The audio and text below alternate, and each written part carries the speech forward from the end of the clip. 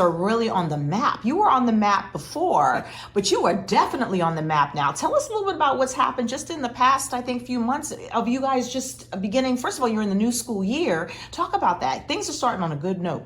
Yeah, we had a great opening. We had, well, the largest starting class, entering class ever in the history of the institution. So right now we have just under 2,800 students enrolled, which is amazing. I mean, a little over 700 are ones that are here on campus or attend classes on campus. And then that other 2,000 are people from all over the country, all over the state, all over the country, and increasingly internationally. And this has definitely put you on the map. How so? University, just not even just nationwide, but talk about the how it's gotten you noticed by the system. Yeah, well, we definitely got noticed by the system because of the incredible percentage increase year over year, particularly in the Your Pace online program, the distance ed program we have that is made up of, almost exclusively of people looking to complete a degree. And that has seen 100% growth year over year over the past 3 years. And so you can imagine those numbers just get bigger and bigger and bigger. So now we're seeing, that's why this year we saw the largest, most dramatic growth since, we started the program. And, we've gotten some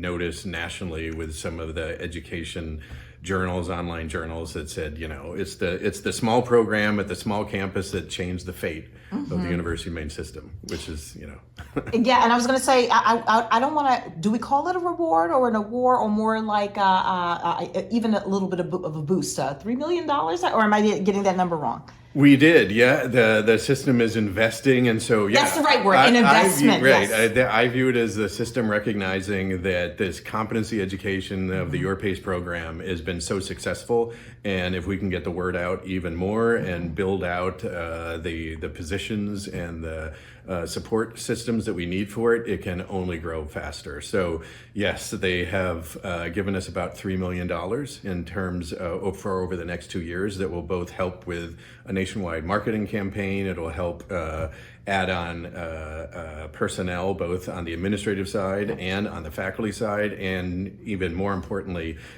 make partnerships with some of our sister institutions in the University of Maine system.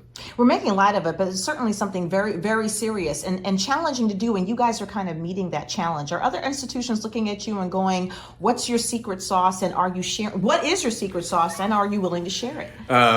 Well, yes, because the secret sauce is there is no secret sauce. Okay. Competency education, it's a different way of learning and a different way of teaching. And so I think if you embrace that, anyone can make the decision to embrace it. But it really does mean that you have to look at education differently. That you have to realize that you're providing students with the courses and the education they need on their timeline, not on your timeline. So it really flips the college experience. And so, our students in the Your Pace program can take as many courses within an 8-week period as they can possibly fit in. And every course is available 365 days a year. So you don't have to wait for courses. You don't have to wait for things to come around on a schedule to be available. You can complete your program as quickly or as gradually as you desire. The name says it all. It is at right. your pace. And meaning it's at the student's pace. So if you accept that, I think, you can build a curriculum and you can build the program that meets students' needs. But you really need to be invested in doing that. It's really interesting because we are kind of like in a post-pandemic world where everyone's trying to get back into doing this, which is actual, person-to-person interaction. Yeah. And certainly during pandemic, we were kind of utilizing technology to kind of keep us connected and to do obviously online learning. But you've embraced it you're taking it to the next level, whereas some people are trying to, like you said, go back to this and this. You're really using Your Pace in that online aspect to grow, and that is really making a tremendous, an impact. Yes. Yeah, absolutely. I think of it as how do we use our geography to our advantage, and how at the same time, do we go beyond our geography, right? We're located in the crown of Maine, which is one of the greatest places to be. And our students that want to be on campus and whether they're 18 years old or 48 years old, will give them that great experiential education they need.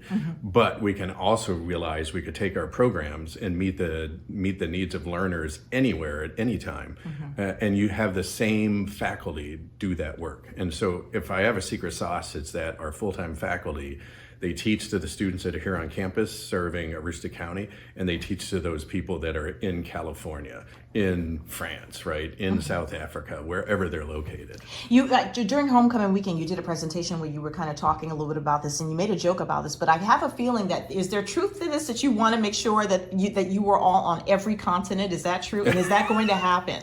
Yeah, well, we're in all 50 states, so that's awesome, and the territories. But yes, we're really close because the only continent we're not on right now is Antarctica. Okay. So I'm trying to figure out a way, that we can get to one of the research stations and get, maybe the kids that are there, or one of those scientists that wants to finish that business, entrepreneurial business program. We can get them enrolled and put an UMPI flag somewhere, kind of plant it right there, kind of like being on the moon. I was going to say, the space program. Are we going to do UMPI in space, perhaps? Wouldn't that be a great... Right, because you could do this. We could do this, space. yes. You could do this from the moon. And you have some faculty who are all about planets. So, we can definitely make that happen. Absolutely, right? Whether you're on the moon or on Mars. I don't know. So tell me, that being said, what's next? I think what's next is to think about how we can continue to expand the curriculum and the programs that are being offered in the program, offered in your pace, as well as programs here on campus. Okay. So, one of the next things coming is graduate programming in particular, because that's the first question we get asked by students that are in your pace. What about graduate programs? We have one right now that now has over 100 students enrolled in it, the Organizational Leadership Graduate Program, but we're expanding that to a Master's of Science in Business this coming year, as well as American Studies for people interested in history, and other ones beyond that, as quickly as we can find the partners to develop them. One of the other things that you've been very passionate about is affordability, and certainly we're living in an inflation world, and people are thinking about costs of everyday living. We're not even thinking about education, certainly on that list. Where are you guys doing that to meet that particular need? Two different ways. Right? So if you're a traditional student, attending college for the first time, we ensure, as long as you meet the requirements, that there's no out-of-cost tuition for those students. So a majority of our students that are on campus here are able to take advantage of that program. And then our students, that are professionals, adult learners, that's a subscription-based program at a very competitive rate nationally. So we are really attentive to make sure that affordability is just as important as quality in that program. Last couple of questions. Let's talk about CoLab. Like you said, this enrollment and working with, obviously we have Northern Maine Community College, and they're also interested, community colleges and regular colleges and universities kind of partnering together. What are you guys doing with that? We're fortunate to have had such a great relationship between those two institutions here in the same city. So we see a lot of students that are enjoying free college at the community college and then transferring over to us after a year or after they finish their 2-year degree or their certificate there. And then also a lot of the students we see in the Your Pace program are people that have finished a 2-year degree or a certificate, whether it's here in the state of Maine at one of the Maine community colleges or whether it's across the country, that are coming into these programs. So it's definitely a great programs for feeders between community colleges and us. There was something else you said during your presentation, which was awesome. We're not even done with the semester yet, and already you have people who are graduating. What's that number again? Can you give us those stats? Because I definitely want to. Right. We have, and this is a couple weeks old, so it's probably more. We had 250 graduates from our programs already since our last commencement in May. Okay. Right? So we're seeing just in 3 months. We've seen 250 graduates. So I think this coming commencement, the next time people would march in May, we could be looking at 800 or more graduates. That's insane, but insane in a great way. Which is quadruple what we were graduating 3-4 years ago. Wow. What's your relationship like with your neighbors to the north, UMFK? UMFK works with us on a number of programs, both, programs here on campus, like the nursing program. So our students start here for 2 years and then technically, transfer seamlessly into Fort Kent. And their faculty also help in the Your Pace program in a large way. Final question, what's your impact with workforce development? We've had a lot of different job fairs, and jobs are there, but sometimes we need more people. You guys are always not just a higher education institution, but a huge workforce development pusher. What's your stake with that, and are you guys doing and kind of working with that? Well, one of the things I really want to make sure we do is keep as many of our physical graduates, people that come here and are in their dorms or, living in the community and they graduate, that they make a choice to stay here. Like a really good percentage is 35 to 40% of your graduates stay in the area, and we're still lower than that. So we've been working on that, working with our business partners here in the area to make sure that those internships are set up for students so they can go seamlessly into a job here in the community. Or, if they want to go home for wherever they came from, we can help there as well. But it's those kind of internship positions that we start both in junior and senior year, I think are really critical for that, to keep people here in the area in particular. Scoops. I always like scoops. Oh, geez. Give me some secrets, some dish. I'm trying to think, what's a good dish? You always ask me that too. I know, that's my thing.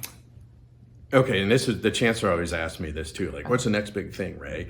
And I think one thing that we'll see, which is being discussed more and more, is we're used to a baccalaureate degree being 120 credit hours, right? So usually it takes 4 years, right, or if you're taking 30 credits a year. We know, for instance, students in our Your Pace program are going through as quickly as they can. There's a move now to have baccalaureates occur within 90 credits. And then you could make a choice. Do you want to go right into the workforce, right? And so you do kind of a short form baccalaureate degree and finish that in 90 credits. Or you're looking more for graduate programming, and that would be 120 full credit hours. And so I would not be surprised if the idea of 90 credit hour baccalaureate programming comes to the state of Maine. And if it does, we want to be involved with that here, particularly because that's something so many people, that are already working, they just need that degree. And that's going to be the next opportunity, I think. Then you have to think about, okay, how do I take the 90 and turn it into 120, and then whatever else I want to do. But it's something that's happening across the country, and I think it's going to happen here. When do you think it might happen? Oh, geez. I know regional accreditors are talking about it actively as we speak, so I wouldn't be surprised if you see something like this happening within a year. Okay. All right. We heard it here first then. All right. Yes. I like that. Thank you. Appreciative.